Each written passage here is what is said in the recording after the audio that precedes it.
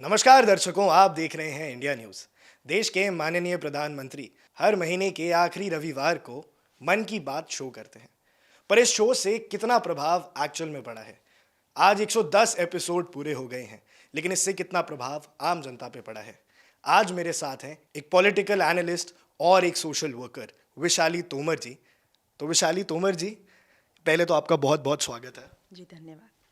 तो मैं आपसे जानना चाहूँगा कि आज 110वां एपिसोड पूरा हो चुका है, तो प्रधानमंत्री के मन की बात से कितना असर पड़ा है, कितना कितना इससे फ़र्क पड़ा है, युवाओं पे क्या असर पड़ा है? और साथ ही साथ मैं ये भी जानना चाहूँगा कि जो विपक्ष है, वो अक्सर सवाल उठाता है कि मन की बात से ज़्यादा प्रभाव नहीं पड़ रहा है, तो आपका क्या इस पे मानना है? जी, सबसे पहले मैं इंडिया न्यूज़ का धन्यवाद करना चाहूँगी कि आज मन की बात जो अब जन जन की बात हो चुका है और इतने विशेष मुद्दे पर मुझे आमंत्रित किया और मुझे प्रधानमंत्री जी और युवाओं अपने देश की जनता के विषय में बोलने का मौका दिया। तो सबसे पहले मैं इंडिया न्यूज़ का धन्यवाद करना चाहूँगी। और ये मन की बात किस तरह से 110वां संस्करण पूरा हो गया, ये पता ही नहीं चला।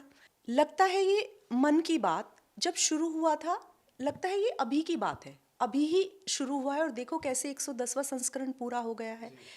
और इससे फ़ायदा ये हुआ है, इससे लाभ जो जनता को हुआ है, मोदी जी मन की बात जो होती है वो अपने मन की बात नहीं बताते, वो उस जनता को, उन युवाओं को, उन महिलाओं को, उन कारीगरों को, उन हाथरसों को, उन ऐसे लोगों को जो जाने कितने वर्षों से देश की उन्नति, प्रगति, उत्थान, संस्कृति को बढ़ाने के लिए कार्य कर रहे हैं और उन्हें देखने वाला कोई भी नहीं है।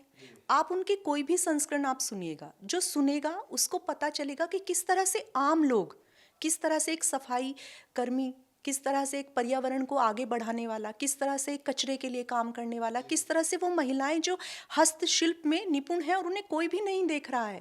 आज एक माध्यम उन्होंने, इतना बड़ा प्लेटफॉर्म, क्योंकि नरेंद्र मोदी एक बड़ा प्लेटफॉर्म है, उन्होंने उस आम जनता को जिसे ना ही कोई सुनने वाला है, ना ही कभी वो किसी अखबार के, किसी टीवी, किसी रेडियो चैनल, किसी भी माध्यम, मीडिया के माध्यम से उन्हें कभी कोई देख पाता, उनको ऊपर लेकर आए, उन लोगों की काबिलियत को उन्होंने सराहा है। और सराहने के साथ साथ उनसे जुड़े हजारों ऐसे लोग होते हैं, उनको देखकर जो प्रोत्साहित होते हैं।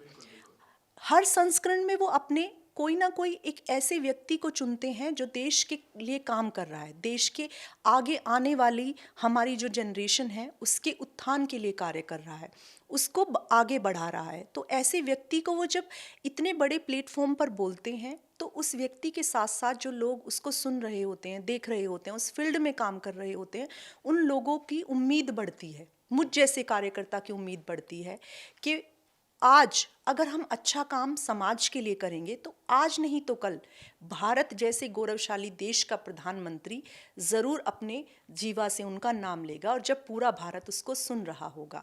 आप देखिए कि विपक्ष कह रहा है, विपक्ष का, क्योंकि विपक्ष सुनता नहीं है, अगर वो मोदी जी के मन की बात का संस्करण सुनेंगे तो वो खुद प्रभावित हो जाएंगे कि किस तरह से देश के प्रधानमंत्री इतना काम करते करते भी उन उन लोगों को जिन्हें आसपास की जनता भी नहीं जान रही होती उनकी कार्यशैली को, उनको भी किस तरह से वो आगे लेकर आ रहे हैं।